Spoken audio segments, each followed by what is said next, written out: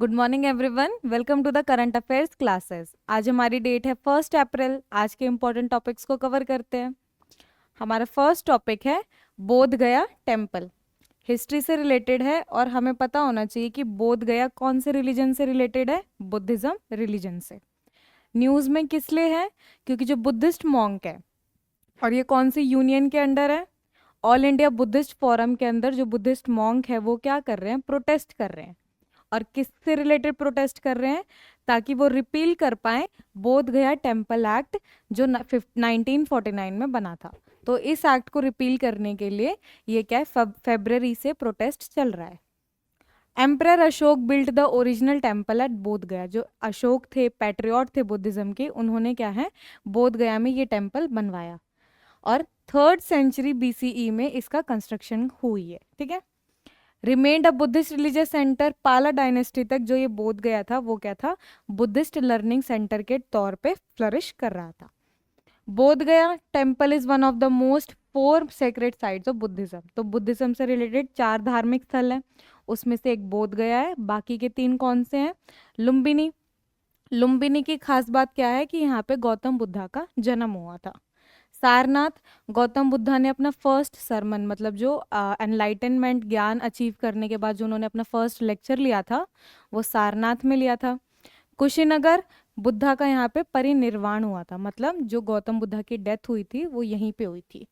तो बोध गया की खास बात क्या है? जो ज्ञान प्राप्त हुआ है, जिन्होंने बुद्धा ने एनलाइटनमेंट अचीव किया है, वो बोध गया में किया है। तो टोटल ये 4 साइट्स क्या है, इंपॉर्टेंट सेक्रेड साइट्स है बुद्धिज्म की। बोध गया की लोकेशन देखते हैं, कहाँ पे है? बिहार में है। और कौन सी रिवर के बैंक्स पे सिचुएटेड है? निरंजना रिवर के बैंक्स पे। ठीक है। Originally built by Ashoka 3rd century BCE में। और जो प्रेजेंट स्ट्रक्चर है, मतलब बनाया तो अशोका ने 3rd सेंचुरी में था, लेकिन बाद में मॉडिफिकेशन करके जो हमें आज वो टेम्पल जैसा दिखता है ना, वो कब से कब तक हुआ है? 5th सेंचुरी से 6th सेंचुरी CE पे उस पर वर्क करवाया गया है। यूनेस्को वर्ल्ड हेरिटेज साइट को भी हमने क्या, मतलब इस टेम्पल को UNESCO world heritage site declare कर दिया था 2002 में। तो इसका मतलब है ये क्या है, वर्ल्ड की प्रॉपर्टी, वर्ल्ड की कल्चरल इंपॉर्टेंस सेंटर बन के डेवलप हो चुका है। नेक्स्ट है सरहुल फेस्टिवल। सरहुल फेस्टिवल है हमारी ट्राइबल कम्युनिटीज द्वारा सेलिब्रेट किया जाता है। देखते हैं न्यूज़ में क्यों है। सेलिब्रेटेड बाय आदिवासी कम्युनिटीज़, और कौन सी स्टेट से बिलोंग करती है? झारखंड से। और छोटा नागपुर रीजन। और ये फेस्टिवल किस लिए सेलिब्रेट करते हैं? क्योंकि ये इंडिकेट करता है arrival of spring and new year. जो इनका कैलेंडर है उसके अकॉर्डिंग इस टाइम से क्या है, न्यू ईयर का फेस्टिवल शुरू हो जाता है। सरहुल का मीनिंग क्या है? वर्शिप ऑफ साल ट्री। मीनिंग नाम से ही निकल के आ रहा है कि जहाँ पे हम साल ट्री की क्या कर रहे हैं, वर्शिप, पूजा कर रहे हैं। सिग्निफाइज करता है union of sun and the earth. Union, जैसे अर्थ और सन दोनों का क्या है, कोऑर्डिनेशन करके ही लाइफ सस्टेन हो पाती है। तो इन्हीं के यूनियन को यहाँ पे क्या है, सिग्निफाई किया जाता है। और इसी के बाद से असेंशियल है लाइफ के वर्किंग के लिए। Nature worship. साल ट्री इज कंसिडर्ड सैक्रेड, पवित्र मानते हैं। बिलीव्ड टू बी अबोर्ड, मतलब माना जाता है कि यहाँ पे कौन सी गॉड रहती है? सरना माँ का अबोर्ड, मतलब घर है। ठीक है। द विलेज डीटी, जो मतलब यहाँ का विलेज है उनकी क्या है, वो देवी है। Festival is celebrated by several tribes. बहुत सारे जो ट्राइब्स है वो क्या है, इस फेस्टिवल को सेलिब्रेट करते हैं, जैसे कि ओरांव, मुंडा, संथल, खाड़िया एंड हो। हिस्टोरिकल माइग्रेशन, मतलब कई बार क्या होता है, एक ट्राइब्स दूसरी जगह पे जाके रहने लगता है, चाहे वो वर्क के लिए हो, चाहे नेचुरल डिजास्टर के लिए हो, चाहे किसी और प्रिकॉशनरी मेजर से हो। तो हिस्टोरिकल माइग्रेशन हुआ था जिसकी वजह से सरहुल अब असम, अंडमान निकोबार आइलैंड, नेपाल, बांग्लादेश और भूटान में सेलिब्रेट किया जाता है। मतलब यहाँ के लोग अब अलग अलग जगह पे जाके डाइवर्सिफाई हो गए ना, तो अब वो वहाँ पे जाके उस को सेलिब्रेट करने लग गए हैं।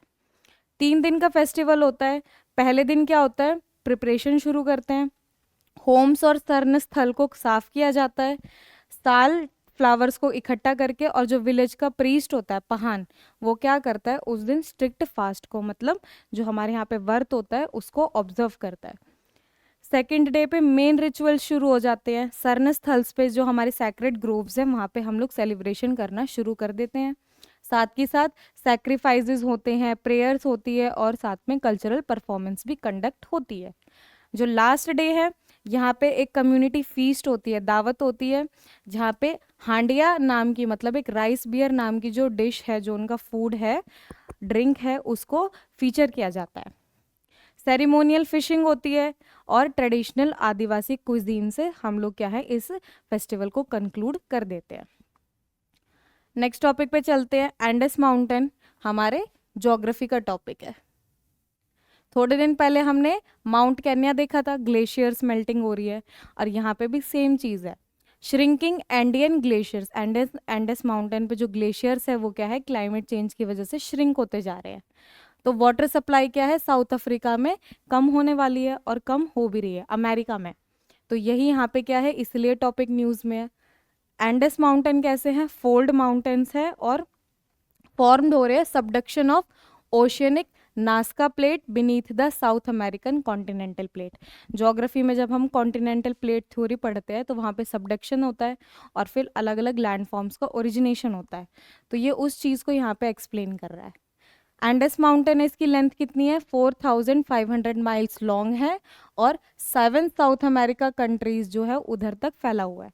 तो कौन सी वो 7 साउथ अमेरिकन कंट्रीज है, एक है वेनेजुला, कोलंबियो, इक्वेडोर, पेरू, बोलिविया, चाइल, अर्जेंटीना। लेंथ और ब्रेथ में मतलब बहुत वास्ट है। और क्या है, हाईएस्ट पीक कैरो एकोन काउगा 6960 मीटर की, मतलब यहाँ पे हाईएस्ट पीक है। और वॉल्केनोज भी है, जैसे कि ओजोस डेल सेलाडो डोरमेंट है, कोटापैक्सी वॉल्केनो एक्टिव है। मतलब एक्टिव और डोरमेंट है, एक्टिव मतलब कि जो रिसेंटली थोड़े टाइम में बर्स्ट होते रहते हैं, और डोरमेंट है जो अभी तो स्लीपिंग है लेकिन वो फ्यूचर में एक्सप्लोड होंगे, ये हमारा गारंटी है। यूनेस्को वर्ल्ड हेरिटेज साइट भी है यहाँ पे और उसका नाम है मच्चू पिच्चू। एक यहाँ पे एल्टीप्लानो प्लेट्यू है जो वर्ल्ड का सेकंड क्या है, लार्जेस्ट है, सेकंड हाईएस्ट है वर्ल्ड में, एंटी प्लानो प्लेट्यू। तो फर्स्ट हाईएस्ट प्लेट्यू का नाम क्या है, तिब्बतन प्लेट्यू। इतनी सारी यहाँ पे ज्योग्राफिकल फीचर्स है, इसलिए ये टॉपिक हमारा इंपॉर्टेंट बन जाता है। लास्ट टॉपिक है India traditional new year festivals. कहीं पे लूनर बेसिस पे, कहीं पे सोलर बेसिस पे, तो हम लोगों को क्या है, अलग अलग न्यू ईयर सेलिब्रेट करते हैं। और ज़्यादातर इंडिया में न्यू ईयर सेलिब्रेशन कब होता है, जब स्प्रिंग का अराइवल होता है। तो इसीलिए इंडिया में अलग अलग जगह पे न्यू ईयर फेस्टिवल का सेलिब्रेशन शुरू हो गया है। ठीक है, traditional new year festivals are being celebrated across different parts of India. तो उन फेस्टिवल्स के नाम देखते हैं। फेस्ट है हमारा Chaitra शुक्लदी।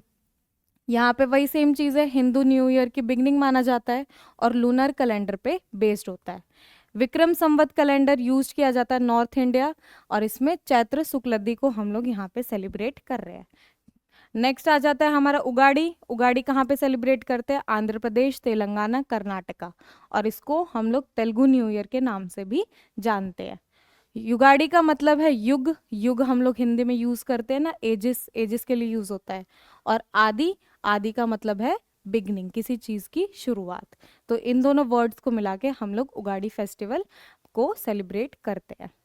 Gudi Padwa primarily observed in Maharashtra, Goa. Gudi Padwa बहुत फेमस है और ये कहाँ पे सेलिब्रेट होता है, महाराष्ट्र, गोवा में। Cheti Chand marks the beginning of new year for Sindhi community. तो मतलब ये जो चेटी चंद है, ये फेस्टिवल किससे रिलेटेड है, हमारे सिंधी कम्युनिटी से रिलेटेड है। ऑल्सो नोन एज झूलेलाल जयंती, और ये क्या है, रिलीजियस फेस्टिवल सिंधी कम्युनिटी के लिए। लास्ट जो फेस्टिवल आ जाता है वो है सजीबू चेरोबा, सजीबू नोंगमा पनबा चेरोबा। ये क्या है, मेती, मतलब जो हमारी मेती कम्युनिटी है उनके लिए न्यू ईयर का फेस्टिवल है और मणिपुर में सेलिब्रेट किया जाता है। फर्स्ट लूनर डे आता है और जो सजीबू मंथ है जो हमारा लाई करता है मार्च अप्रैल में, उस दिन उस मंथ में हम ये फेस्टिवल को सेलिब्रेट करते हैं। Thank you, take care.